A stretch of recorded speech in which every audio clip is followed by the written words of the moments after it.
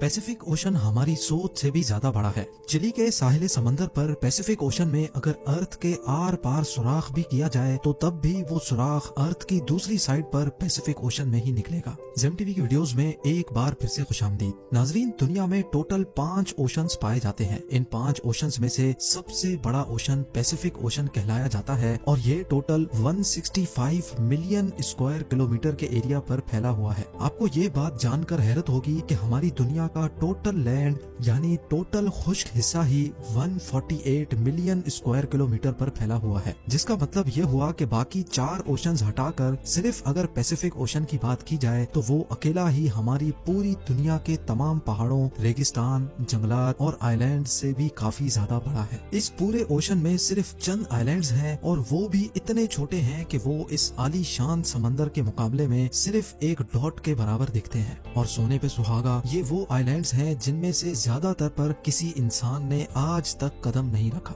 यानी कुल मिलाकर बात की जाए तो अगर कोई शख्स इस पैसिफिक ओशन में गुम हो जाए तो उसको ढूंढने का चांस लगभग ना होने के बराबर है। लेकिन आज आप एक ऐसे इंसान की रियल स्टोरी जानेंगे जो अपनी छोटी सी बोट पर इस पैसिफिक ओशन में गुम गया था, और वो भी सिर्फ 10 या 15 दिनों तक नहीं बल्कि पूरे 438 डेज तक। जी हाँ, इस शख्स ने एक्सीडेंटली एक ऐसा वर्ल्ड रिकॉर्ड बना लिया था जिसको शायद कोई चाहते हुए भी तोड़ना पसंद नहीं करेगा। समंदर में अकेले सबसे ज्यादा वक्त गुजारने का ये वर्ल्ड रिकॉर्ड जोस सैल्वाडोर एल्वरिंगा नामी एक शख्स ने बनाया था, जिसने समंदर में पूरे 438 दिन गुजारे और वो भी सिर्फ 7 फुट की छोटी सी बोट पर। लेकिन सवाल ये है कि आखिर 14 महीनों तक खौफनाक समंदर में ये अकेला जिंदा कैसे रहा। लेकिन इससे पहले हम ये जानेंगे कि ये समंदर में गया क्यों था। ये बात है 2012 की, जब मेक्सिको के एक छोटे गांव कोस्टा एजुल में जोस एल्वरिंगा नामी ये शख्स रहता था। जोस उस वक्त 36 साल का था और ये एक एक्सपर्ट मछेरा भी हुआ करता था। 17 नवंबर 2012 वाले दिन जोस अपने एक साथी के साथ फिशिंग के लिए अपनी छोटी बोट पर रवाना हुआ। इनका प्लान था कि वो समंदर में सिर्फ 30 घंटे गुजारेंगे। इसी वजह से इनकी छोटी सी बोट पर कुछ ज्यादा सामान भी नहीं था।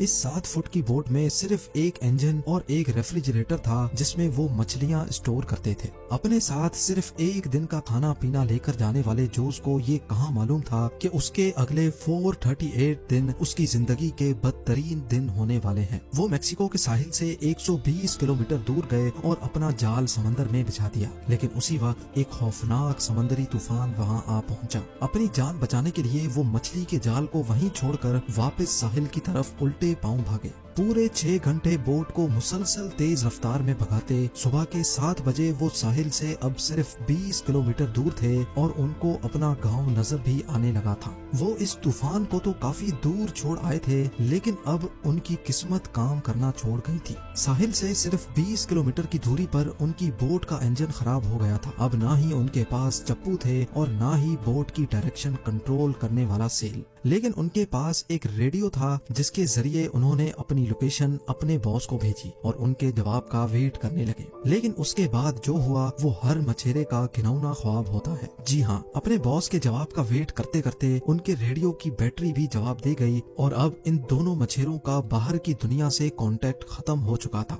जोस एल्वरिंगा और उसका साथी अभी इसी शौक में थे कि अचानक वो हुआ जिसका बिल्कुल भी अंदाजा नहीं था। तेज हवाओं ने उनको वापस समंदर की तरफ धकेलना शुरू कर दिया था और जो साहिल उनको नजर आ रहा था वो आहिस्ता आहिस्ता उनसे दूर होता चला गया। उनके बॉस ने एक सर्च पार्टी भी बनाई और उनको पैसिफिक ओशन में भी ढूंढा, लेकिन अब बहुत देर हो चुकी थी, क्योंकि जैसे जैसे दिन गुजरते जा रहे थे जोस और उसके साथी का बचना काफी मुश्किल समझा जा रहा था।